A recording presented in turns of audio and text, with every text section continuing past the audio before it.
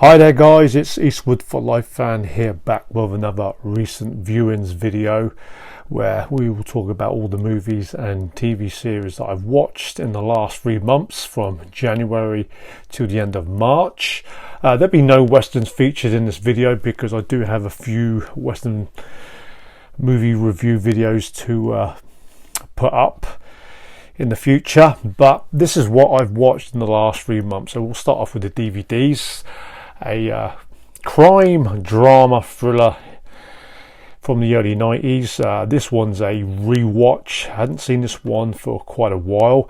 As far as I know, I don't think there is a UK or US Blu-ray release of this highly underrated crime thriller where a young couple played by Kurt Russell and Madeline Stowe, they suffer a break-in in their LA home, and one of the arriving police officers, played by Ray Liotta, kind of helps them secure their home a little bit more safely with high security, and they become pretty good friends to the couple. Ray Liotta, he does kind of local sort of watches around the house, and then the actual friendship turned sour, and one of Ray Liotta's better roles after his successful role in Martin Scorsese's Goodfellas. And yeah, like I say, I would love to see this get a Blu-ray released, and highly underrated and a recommended crime drama thriller, which they made quite a lot of these movies in the 90s. So Unlawful Entry gets a 3.5 star rating out of 5. Enjoyed revisiting that one. Next one's a Dolph Lundgren movie never seen before from the late 1990s. This is the Peacekeeper, where this one, a terrorist group steals the US president's communications computer, which is guarded by Dolph Lundgren, who plays a major. Then he has to try to retrieve it once again. Yeah, Roy Scheider plays the US president. Kind of a disappointing role for Roy Scheider. He's so used to playing more meaningful roles, but the problem I kind of had with this is the partnership of the sidekick of Dolph Lundgren and Montel Williams, believe it or not. Yeah, I mean, Dolph Lundgren was pretty good in this one, and he probably deserved a much better sidekick than Montel Williams, the former TV host. But you do get some pretty good action scenes. One was a very fun rooftop car chase scene where these cars are jumping from rooftop to rooftop. But yeah, could have been a whole lot better, but this one gets a average rating of 2.5 stars out of 5 for the Peacekeeper. On to some Steve McQueen movies. Planning on doing a Steve McQueen collection video in the future, so I'll be watching quite a few of his movies. This one I can't recall watching. Hell is for Heroes, a early 1960s World War II drama, actually directed by Don Siegel, who made many great action movies with a lot of the top macho tough guy actors in the 60s and 70s. And this one, a squad of GIs are holding against the force of the Germans in 1944. They're fairly outnumbered, but they are holding their position. You do get a young James Coburn in this movie, as well as Steve McQueen, who's the main star.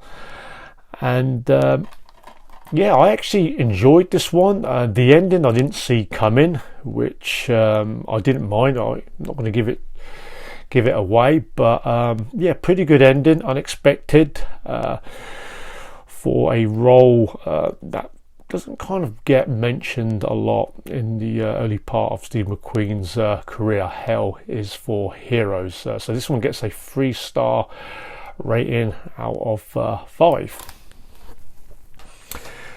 Next Steve McQueen movie is one of his classics.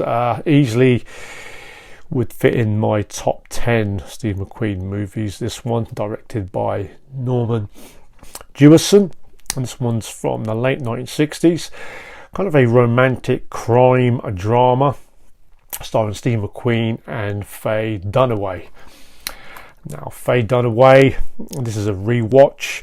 She plays a female insurance investigator where she believes that a wealthy businessman, Thomas Crown, played by Steve McQueen, is behind this big bank heist. And while investigating Thomas Crown, she slowly becomes attracted to the sophisticated Thomas Crown, played by Steve McQueen, in one of his a very smooth role for Steve McQueen. He made a career out of playing the macho, cool, rough, rugged hero. But this one, very stylish movie from the 1960s, and you know, if one hasn't seen many Steve McQueen movies, then this one is highly underrated. Not a sort of film that you would associate with Steve McQueen as being such a cool cat on screen. The Thomas Crown Affair gets a star rating of 4 stars out of 5. And another Steve McQueen movie, classic Steve McQueen movie, one that I've seen many times. The action crime thriller from 1968, directed by Peter Yates. Don't need to go into too much detail on this one. McQueen plays Frank Bullitt, a San Francisco cop, and he's investigating a case that an important star witness gets murdered. And this one, you get the great car chase and memorable scenes in San Francisco. Very stylish cop thriller for its day, and it certainly did set the trend for future cop movies that followed into the 1970s and the 1980s also. One of his most iconic roles, Frank Bullitt. And this one gets a star rating of 4 stars out of 5 for Bullitt. And you do get Robert Vaughn and Jacqueline Bisset, the gorgeous Jacqueline Bisset in this movie, as well as a small role played by Robert Duvall as a taxi driver. But yeah, Bullitt, one of the top crime thrillers from the 1960s. A couple of more Steve McQueen movies, and the next two are from the 1970s. This is Le Mans, a sports drama based on the 24-hour endurance racing event. Steve McQueen, he plays racing driver Michael Delaney. It's well directed, even though it did have its problems in making this movie. Kind of like a documentary styled movie. Yeah, it's okay. I'm not a big motor racing fan, but this one, I'll give this one an average rating of 2.5 stars out of 5 for Le Mans. Next one is Junior Bonner, and this was made in 1972. Directed by Sam Peckinpah, a drama modern day western where Steve McQueen plays a professional rodeo champion who returns home to his family in Arizona after being on the circuit for quite a while. and he reunites with his family, only to take part in an annual rodeo show. It's okay. I probably expected a little bit more on this rewatch, because I've not seen this one for quite a while, and you do get this kind of comedic and bizarre brawl in this bar, which, I mean, up until then the movie is a pretty serious drama. Then all of a sudden there's this mass comedic brawl, like the ones you get in these comedy spaghetti western movies in the early 70s. I kind of didn't see the point of that, but yeah, it's okay. Junior Bonner is not one of Steve McQueen's most iconic roles and movies, and probably wouldn't be in my top 10. So Junior Bonner gets a average rating of 2.5 stars out of 5. From one action tough guy to another, the next one from 1972 is the Valachi Papers, a Terence Young movie, James Bond director. Charles Bronson is Joe Valachi in the Valachi Papers, based on a true story. A mob boss makes an attempt on Joe Valachi's life in prison, and then Joe Valachi, he kind of corresponds with the DA in exchange for his own protection in prison. And yeah, probably the best this movie has ever looked, because this is a Blu-ray release, UK Blu-ray release. There is a US release, but this one, the transfer was worth picking up. So guys, if you're a Charles Bronson fan and you do like your gangster movies, this one highly underrated, because it came around about the same time of The Godfather, and hadn't seen this one for quite a while, and it's more violent than I actually realised, and based on a true story. The Valachi Papers gets a star rating of 3.5 stars out of 5. And still in the 1970s, this one's a first time watch. This is Black Mama, White Mama, made in 1973, a crime drama starring Pam Grier. 2 female prisoners with 2 different backgrounds. They escape from prison handcuffed together, and they are on the run because they do have guerrillas, a bounty hunter, and the army are after them. It's okay. It's kind of a female version of the 1950s movie The Defiant Ones, starring Tony Curtis and Sidney Poitier. But I have seen better movies starring Pam Grier, and this one gets a 2.5 star rating out of 5. So yeah, it was an average watch.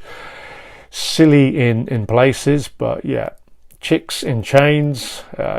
It's worth watching to see the beautiful Pam Grier. Next movie is one that I briefly spoke about in my last update. This is The Young Master from 1980, Jackie Chan's second movie as a director. And I had a lot of fun watching this. Comedic at times, and then it turns serious with a fantastic finale fight towards the end. Jackie Chan, who goes looking for his brother, who is,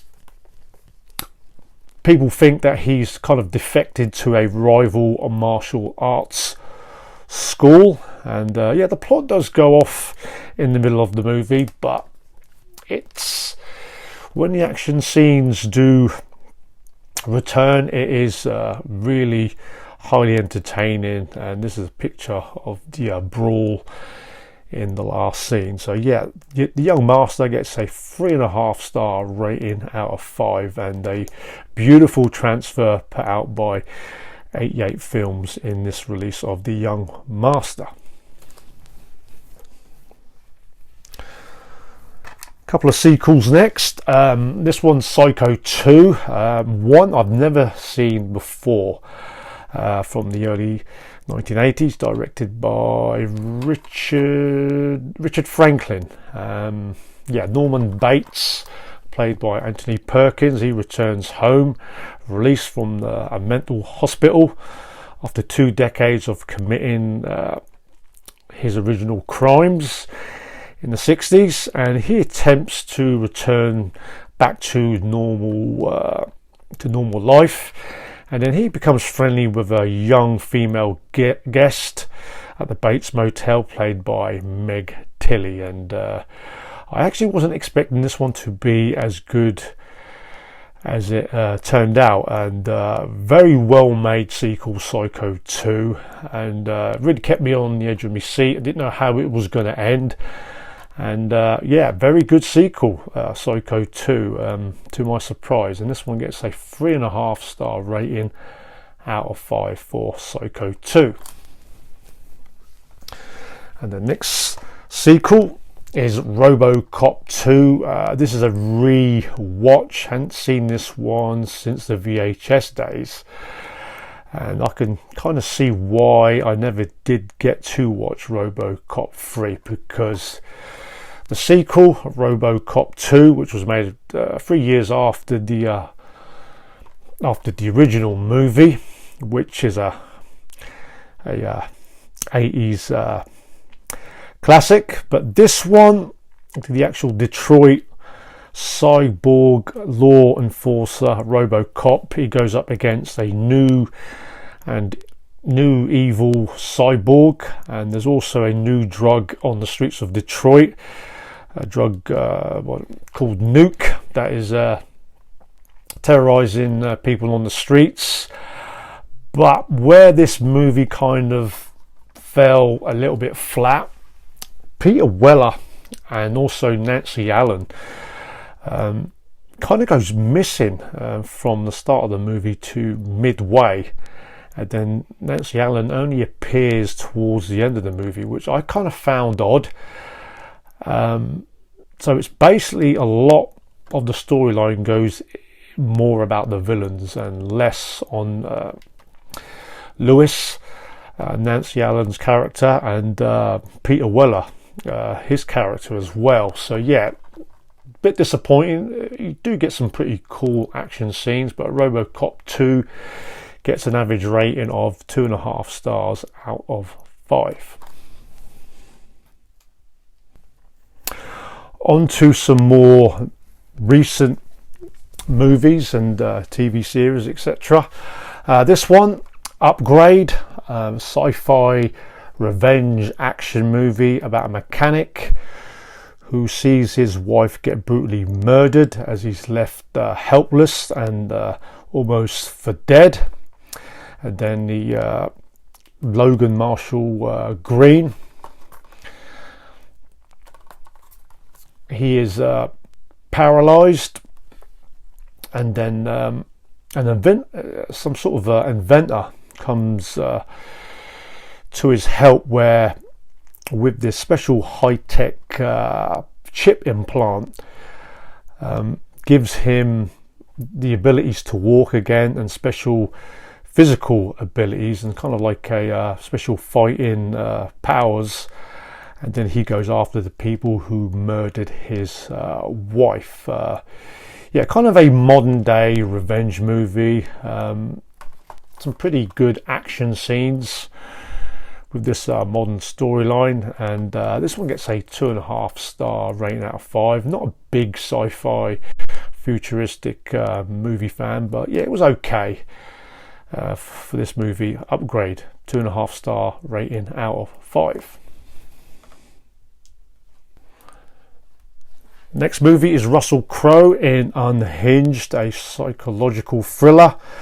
A young woman running late to work with her son in the car. She gets confronted by this crazed and psychotic man played by Russell Crowe, and he then targets the woman, a target of road rage, and he goes after her family and friends.